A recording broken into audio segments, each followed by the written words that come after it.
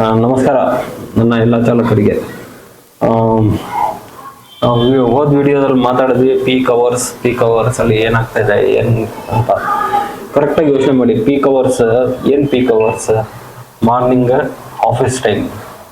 Office ಟೈಮಲ್ಲಿ ನಮ್ಗೆ ರಿಕ್ವೆಸ್ಟ್ಗಳು ಬರ್ತವೆ. 1-2 ಬಾಡ್ಗೆ ನಾವು ಹೋಗ್ತೀವಿ. ಅಲ್ಲಿಗೆ ಹೋದಾದ್ಮೇಲೆ ಮತ್ತೆ 1 hour 2 hours ಅಲ್ಲೇ ಸ್ಟಾಪ್ ಮಾಡಬೇಕು. ಸ್ಟಾಪ್ ಮಾಡಿಬಿಟ್ಟೆ ಅಲ್ಲೇ ಇರ್ಬೇಕಾಗುತ್ತೆ ನಾವು.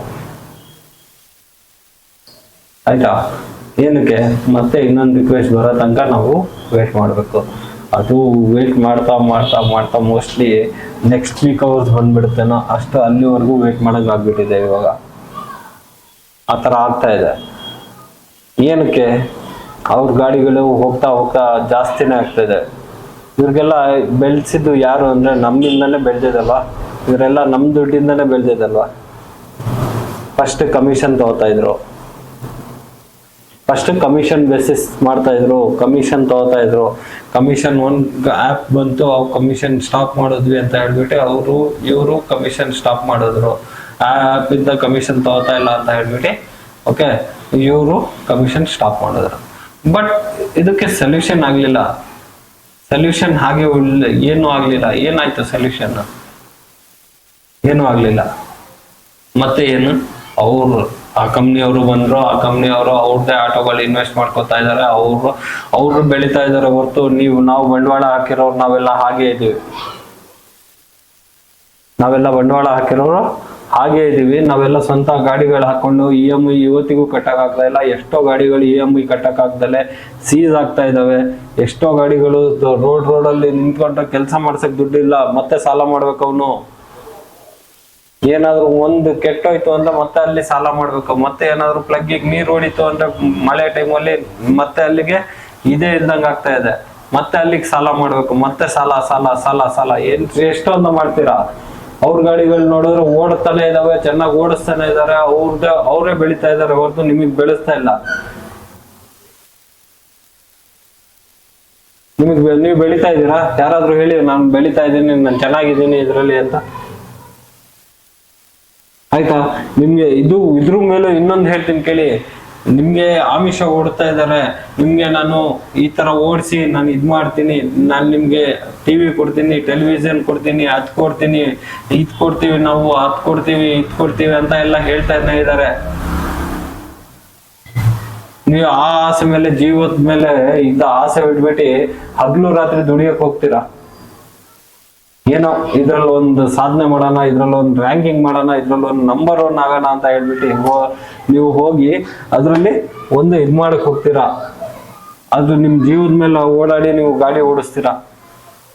ಬಾಡಿಗೆಗಳು ಜಾಸ್ತಿ ಹೊಡೋದ್ರೆ ನನ್ಗೆ ಒಂದು ಟಿವಿ ಸಿಗುತ್ತೆ ಅಂತ ಹೇಳ್ಬಿಟ್ಟು, ಒಂದು ಟಿವಿ ಬಗ್ಗೆ ಹೇಳ್ತಾ ಇದ್ದೀನಿ. ಟಿವಿನೇ ಆಗ್ಲಿ ಮೊಬೈಲ್ ಆಗ್ಲಿ ಒಂದು ಆಫರ್ ನಿಮಗೆ ಕೊಡ್ತೀನಿ, ನಾನು 50 ಬಾಡಿಗೆ ಹೊಡೆದ್ಬಿಡಿ, 100 ಬಾಡಿಗೆ ಹೊಡೆದ್ಬಿಡಿ, ನೀವು ಇಷ್ಟು ಮಾಡಿ ನಾನು ನಿಮ್ಗೆ ಇದು ಕೊಡ್ತೀನಿ ಅಂತ ಹೇಳ್ಬಿಟ್ಟು ಆಮಿಷ ಕೊಡ್ತಾ ಇದ್ದಾರೆ ನಿಮ್ಗೆ.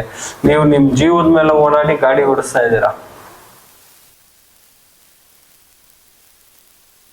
ಕರೆಕ್ಟ್ ಅಲ್ವಾ? ಹೇಗಾದ್ರೂ ಮಾಡಿ ನಾನು ಈ ಟಾರ್ಗೆಟ್ ಕಂಪ್ಲೀಟ್ ಮಾಡ್ಬೇಕು, ಈ ಟಾಸ್ಕ್ ಕಂಪ್ಲೀಟ್ ಮಾಡ್ಬೇಕು ಅಂತ ಹೇಳ್ಬಿಟ್ಟು ಬರೀ ಒಂದು ಟಿವಿ, ಒಂದು ಮೊಬೈಲಿಗೋಸ್ಕರ 10-20 ಸಾವಿರ ರೂಪಾಯಿ ಮೊಬೈಲಿಗೋಸ್ಕರ ನೀವು ಎಷ್ಟು ಅದ್ರ ಹಿಂದೆ ಸೈಕಲ್ ಹೊಡಿತೀರಾ, ಎಷ್ಟು ಬಾಡಿಗೆ ನೀವನ್ನ ಅಕ್ಸೆಪ್ಟ್ ಮಾಡ್ಕೊಂಡು ಏನೇನ್ ಮಾಡಕ್ ಹೋಗ್ತಾ ಇದ್ದೀರಾ ಅಂತ ನಿಮ್ಗೆ ಯೋಚನೆ ಇದೆಯಾ? ನೀವು ನಿದ್ದೆ ಕಳ್ಕೊಂಡು, ನಿದ್ದೆ ಮಾಡ್ದಲ್ಲೇ ಕರೆಕ್ಟಾಗಿ ಅದ್ರ ಹಿಂದೆ ಓಡಾಡಿ ಅದ್ರನ್ನ ಹಾಳು ಮಾಡ್ಕೊತಾ ಇದ್ದೀರಾ. ನಿಮ್ ಜೀವನ ನೀವು ಹಾಳು ಮಾಡ್ಕೊತಾ ಇದ್ದೀರಾ. ಆ ಥರ ಆಗ್ಬಿಟ್ಟಿದೆ.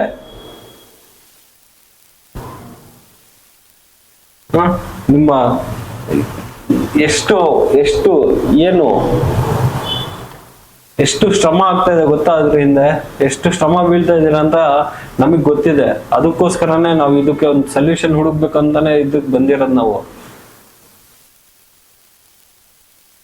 ತುಂಬಾ ಪ್ರಾಬ್ಲಮ್ಗಳನ್ನು ಅನುಭವಿಸ್ತಾ ಇದಾರೆ. ಎಷ್ಟೋ ಜನದ್ದು ಬ್ಯಾಕ್ ಪೇನ್ ಸ್ಟಾರ್ಟ್ ಆಗ್ಬಿಟ್ರೆ ಒಂದು ಆಟೋದಲ್ಲಿ ಕೂತಿ ಅವ್ನು ಕರೆಕ್ಟ್ ಆಗಿ ಇದ್ ಮಾಡ್ತಾ ಓಡಿಸ್ತಾ ಕರೆಕ್ಟ್ ಯೂರಿನ್ ಕಂಟ್ರೋಲ್ ಮಾಡ್ತಾನೆ. ಸ್ಟೋನ್ ಫಾರ್ಮೇಶನ್ ಆಗುತ್ತೆ ಕಿಡ್ನಿಯಲ್ಲಿ. ಯೂರಿನ್ ಕಂಟ್ರೋಲ್ ಮಾಡಿದ್ರೆ ಬ್ಯಾಕ್ ಪೇನ್ ಸ್ಟಾರ್ಟ್ ಆಗುತ್ತೆ. ಅವಾಗ ಬಂದು ಇವ್ರು ನಿಮ್ ಸಪೋರ್ಟಿಂಗ್ ನಿಂತ್ಕೋತಾರ. ಇಷ್ಟು ನೀವು ಓಡಿಸಿ ನೀವು ಇಷ್ಟು ಇದೆಲ್ಲ ಮಾಡಿದ್ರಲ್ಲ, ನೀವು ನಿಮ್ ಸಪೋರ್ಟಿಂಗ್ ನಿಂತ್ಕೋತಾರೆ ಅಂತ ತಿಳ್ಕೊಂಡಿದಾರ. ಯಾರು ಬರಲ್ಲ. ಅವ್ರ ಕೆಲ್ಸ ಆಗೋ ತನಕ ನಿಮ್ ಹಿಂದೆ ಇರ್ತಾರೆ ಅಷ್ಟೇ. ಕೆಲ್ಸ ಆದ್ಮೇಲೆ ಯಾರು ನಿಮ್ ಹಿಂದೆ ಬರಲ್ಲ.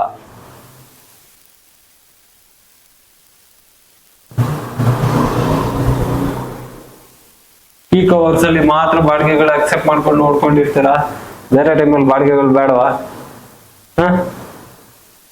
ಹೋಗ್ಲಿ ಮೀಟರ್ ಹಾಕೊಂಡು ಬಾಡಿಗೆ ಓಡಿಸೋಣ ಅಂದ್ರೆ ಮೀಟರ್ಗೆ ಯಾರಾದ್ರೂ ರಿಕ್ವೆಸ್ಟ್, ಯಾರಾದ್ರೂ ಒಬ್ರು ಎಲ್ಲೋ ಒಬ್ಬೊಬ್ರು ರೋಡಲ್ಲಿ ನಿಂತಿರೋರು ಯಾರಾದ್ರೂ ಅವ್ರಿಗೆ ಆಟೋ ಸಿಗ್ಲಿಲ್ಲ ಅಂದ್ರೆ, ಬುಕ್ ಮಾಡಿದಾಗ ಆಟೋ ಸಿಗ್ಲಿಲ್ಲ ಅಂದ್ರೆ ನಿಮಗೆ ಕೈ ಹೊಡೆದು ಬರ್ತಾ ಇದಾರೆ ಹೊರ್ತು ನಿಮ್ಗೆ ಮೀಟರ್ ಹಾಕೊಂಡು ಓಡಿಸಿ ಅಂತ ಯಾರು ಬರ್ತಾನೆ ಇಲ್ಲ. ಎಲ್ಲರಿಗೂ ಅವ್ರವ್ರು ಆರಾಮ ಹುಡುಕ್ತಾರೆ. ಫಸ್ಟ್ ಆಫ್ ಆಲ್ ಕಸ್ಟಮರ್ ಹುಡ್ಕದೆ ಅವ್ರ ಆರಾಮ.